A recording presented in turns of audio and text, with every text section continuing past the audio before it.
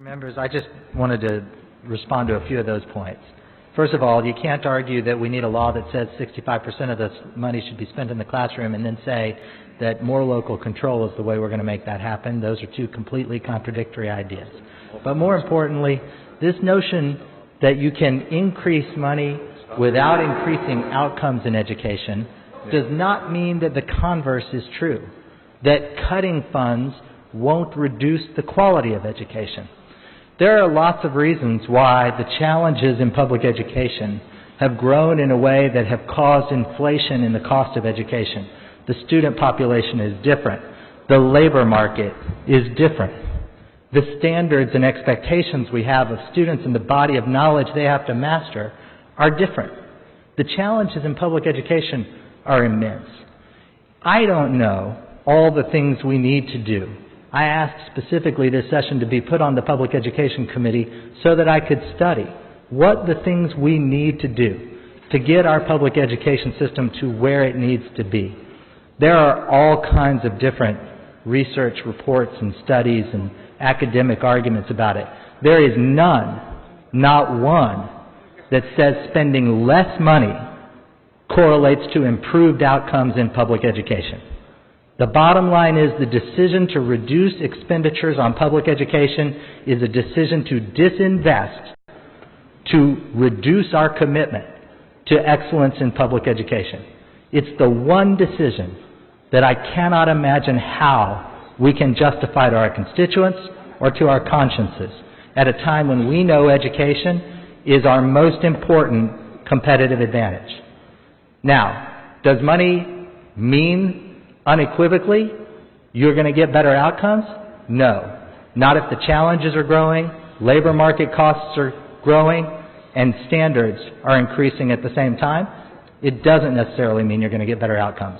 But reducing spending ensures you are going to get inferior outcomes. If you want to look at an example, and we are often told in the debates about public education, look to the private marketplace for examples of how to run schools better. Well, we should do that when it comes to public education. Look to the private marketplace.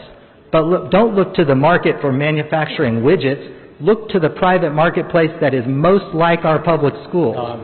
That marketplace is called the private education system. And if you look at the private education system as a model to what we want to do in the public schools, you'll find a couple of things. The first thing you'll find is that money matters. The most expensive public schools, the ones that spend the most money per pupil, are the ones with the best outcomes for their students. And remember, they're not dealing with the same challenges in the student population that we're dealing with in our public school system. But money correlates to quality, not because of its independent causal effect, but because of the things that you can do with money when you spend it well in education. Money correlates to quality in the private education system just as it does in the public education system. When we reduce our commitment to funding public education, we take a step backwards in terms of our national and international competitiveness in the economy. It's the wrong decision for the state of Texas. And if you look at that private education marketplace and look at what money is buying, it's buying the things we're reducing and retrenching from in the legislation that we're considering today. What do you get when you pay more to go to a high-quality private school? You get smaller class sizes. You get higher-paid teachers. You get the things that we're taking away from the public education system in today's legislative proposals. That's why I rise against this bill. Would you agree with me that the wealthy school districts who spend more per child and have more resources per child have not been coming forward in any of your terms to say, we got plenty of money, can we send it to your poor school district? Have you heard that from any of our wealthier school districts? No, I haven't. And have you also seen that the equity gap on what we spend per child continues to grow and grow and grow, and that some children in this state are getting more of a quality education and others are getting a lesser quality education? There are lots of equity gaps. There's inequity in property values and property wealth. There's inequities in target revenue. And the biggest inequity there is, Representative Oliveira, is where you're born and what household you're born into. And I guess the last thing I wanted to talk to you about is we keep using this figure of $4 billion, but that's not accurate. It's really $4.3 billion, according to Representative Hawksburg, when we talked about it yesterday, and Representative Turner so eloquently said this morning at about 2 o'clock and earlier in the day that it's another $1.3 billion.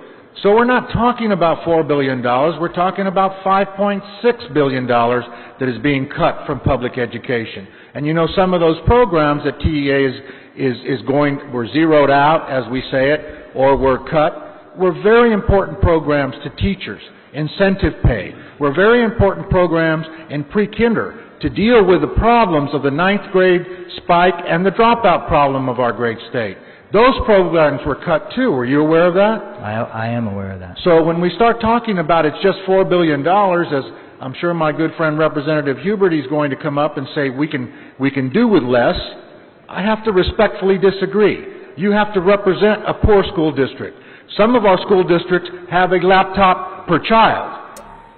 Most of our school districts are lucky to have one computer in the classroom. So tell me how we have equity as we are required to have in our Texas Constitution. Tell me how that would come about when you cut as much as $5.6 billion or more. I would say this. The greatest inequity is not the inequity between school districts.